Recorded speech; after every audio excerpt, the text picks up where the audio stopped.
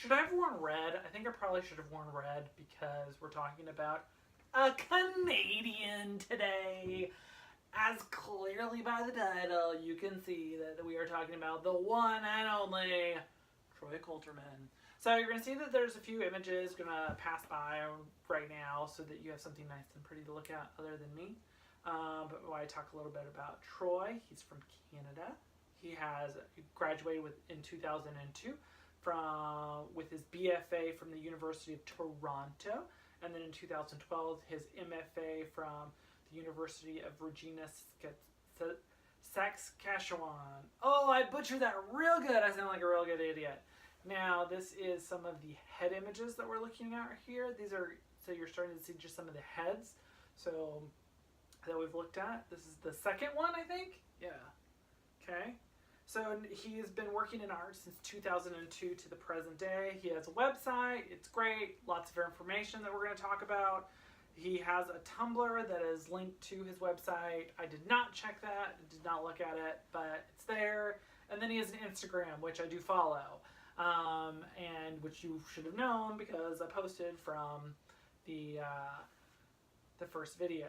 So this is the third head image. So what we're going to talk about now is we're going to talk about some of the images. So when he was this is a BFA image right here, this woman in the pink dress with the cloud over it.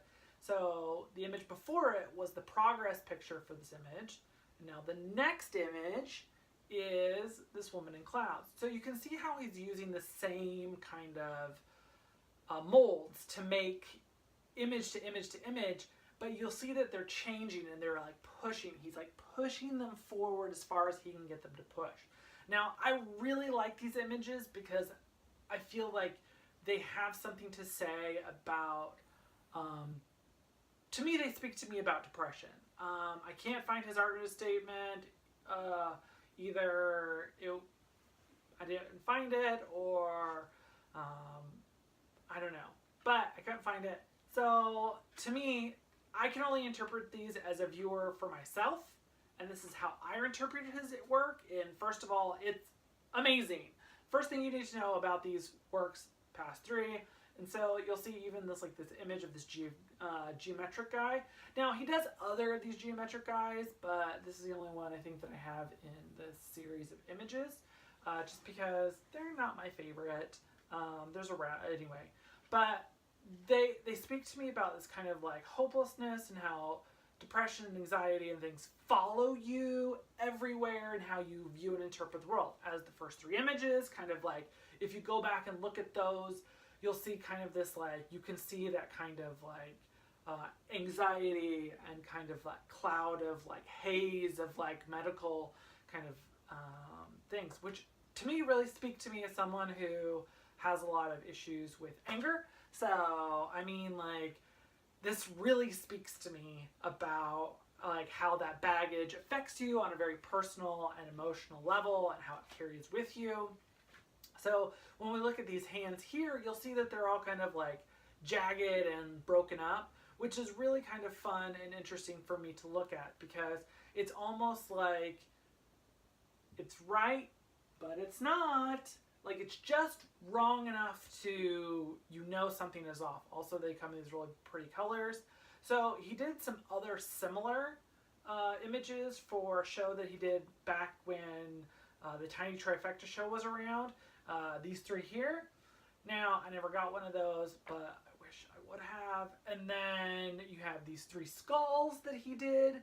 Now, if we look at these skulls, you'll see, again, he's using similar molds and making images like this. So this is a skull that he did for a show, and I believe these are still available. Go to his website, check the galleries that he has. The nice thing about his work is that you can find the work that you're looking for available or not available. So you'll know very quickly. You don't need to reach out to him. I've tried reaching out to him before. He's a little slow about responding, but he does respond. And so he's a little slow. It's nice. It's great. He's a very friendly person. He also teaches a class. Fun fact enough is he teaches a class. But now let's go back to the skull, and now we're going to look at this squid or octopus or jellyfish, and you'll see how the backgrounds are similar. He likes pushing things forward through using similar motifs from previous objects and just kind of pushing them forward and upgrading them.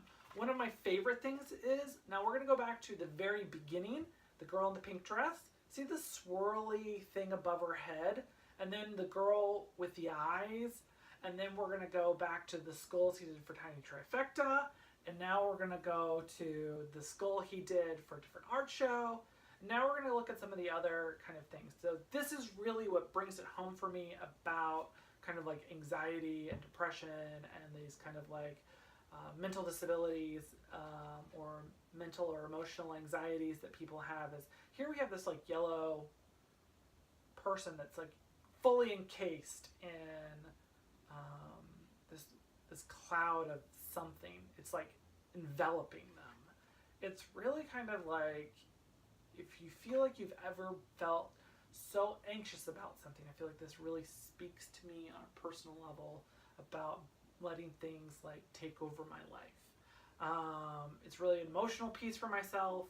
I've had an opportunity to see several of these sculptures in several of his other places at like Jonathan Levine Gallery, and I've seen them online, and they're really kind of emotionally stunning. Now here's another one that's kind of this, again, it's all about that like encompassing cloud, and here's this guy carrying it on his back, and I feel like this is very much a portrait of myself because of I think of rage and we think of red, and here he is carrying this on his back.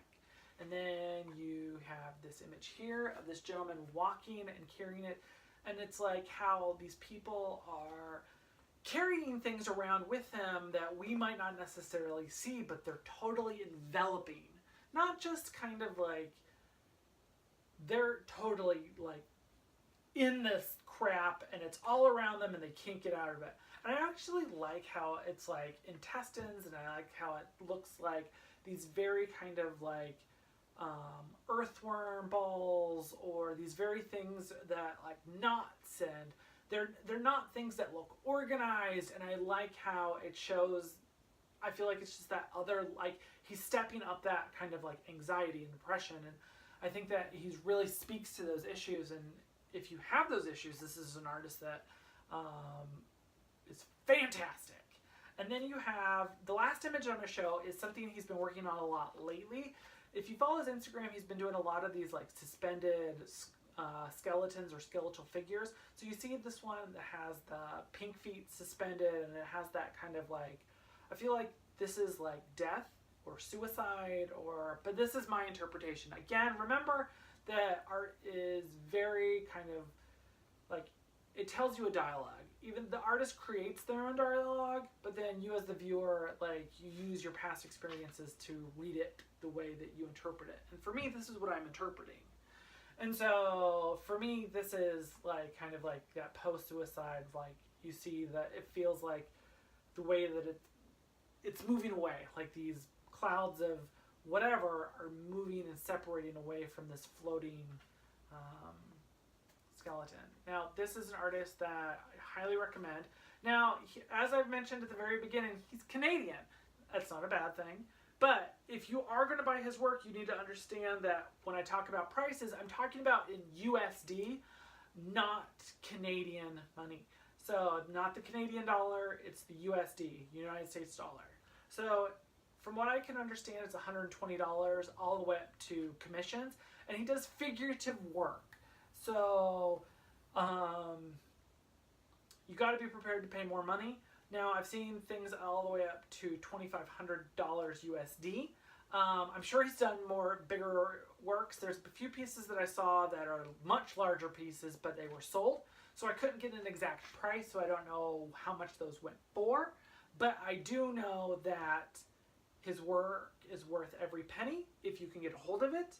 I've seen his two-dimensional work, his like drawings and paintings. You can still get those at like, I think I saw one on Cotton Candy Machine Gallery the other day. Personally, it's not my taste. His figurative work, his sculptural work is where the money's at, and that's where his talent's at. So I would strongly recommend getting that. not his drawings, paintings, or anything like that. Anything 2D is not that exciting from him, in my opinion. But again, that's my opinion. You could discover something great about him that I might not find. And he has a book out there called The Digital Handshake. It's sold through one of his galleries. You just need to go through the list on his website. And then he also teaches a class. If you're in Canada and you want to take a class from him in Saskatchewan, again, I butchered that name pretty good. I'm sorry, Canada, for saying that wrong. But he is quite fantastic of an artist, and you should go and take a class. If I lived in Canada, I would probably go and take a class from him, but I don't. I live in New York, so anyway. So thanks for watching, and have a great day.